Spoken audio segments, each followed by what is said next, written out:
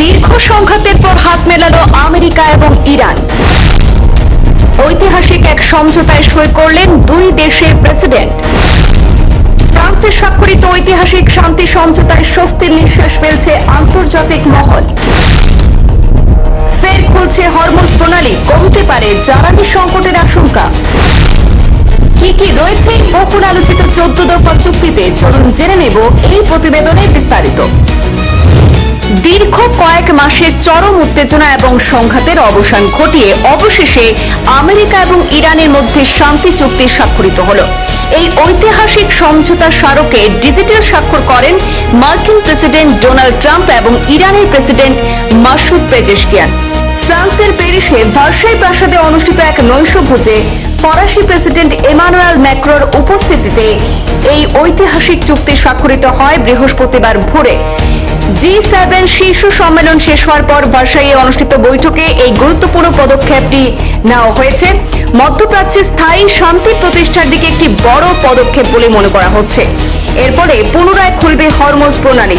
বিশ্বের জ্বালানি বাজারে ইতিবাচক প্রভাব পড়লে সাধারণ মানুষের উপকার হবে। এই চুক্তির প্রধান লক্ষ্য হল বিগত 4 মাসের সামরিক সংঘাতের অবসান ঘটানো এবং বিশ্বের অন্যতম গুরুত্বপূর্ণ জ্বালানি সরবরাহ রুট তথা হরমুজ প্রণালী পুনরায় সচল করা। এই চুক্তি অনুযায়ী ইরান অবিলম্বে হরমুজ প্রণালী উন্মুক্ত করবে এবং মার্কিন যুক্তরাষ্ট্র তার নৌ অবরোধ তুলে নেবে। এবার চলুন একটু সংক্ষেপে জেনে নেব এই ইরান আমেরিকা শান্তি সমঝোতার 14 দফার সেই চুক্তিতে কি কি রয়েছে। প্রথমেই রয়েছে অবিলম্বে যুদ্ধবিরতি এবং ভবিষ্যতে একে অপরের বিরুদ্ধে সামরিক অভিযান না চালানোর অঙ্গীকার। পারস্পরিক সার্বভৌমত্ব এবং আঞ্চলিক অখণ্ডতার প্রতি সম্মান। 60 দিনের মধ্যে চূড়ান্ত শান্তি চুক্তি সম্পন্ন করার লক্ষ্য।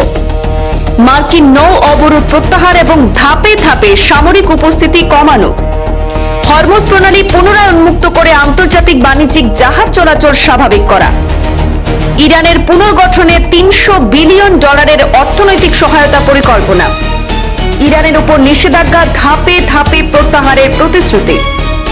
ইরান পারমাণবিক অস্ত্র তৈরি করবে না এবং পারমাণবিক উপাদান আন্তর্জাতিক তত্ত্বাবধানে নিষ্ক্রিয় করা হবে। চূড়ান্ত চুক্তি না হওয়া পর্যন্ত বর্তমান পরিস্থিতি বজায় রাখা এবং নতুন নিষেধাজ্ঞা বা সামরিক মোতায়েন না করা। ইরানের তেল ও পেট্রোলিয়াম রপ্তানিতে সাময়িক ছাড় প্রদান। ইরানের জব্দকৃত তহবিল এবং সম্পদ ব্যবহারের সুযোগ ফিরিয়ে দেওয়া।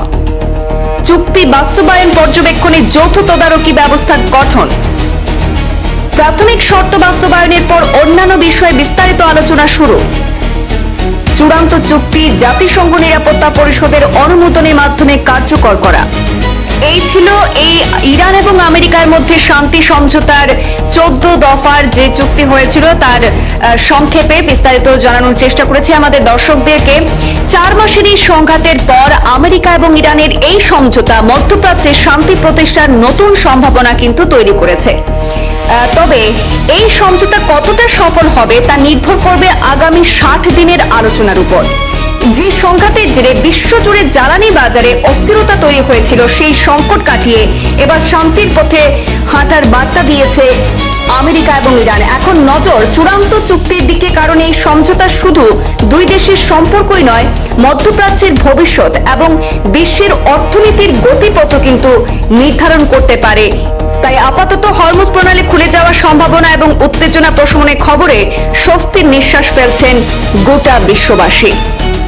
ব্যুরো রিপোর্ট, পূর্বাঞ্চল প্রতিদিন।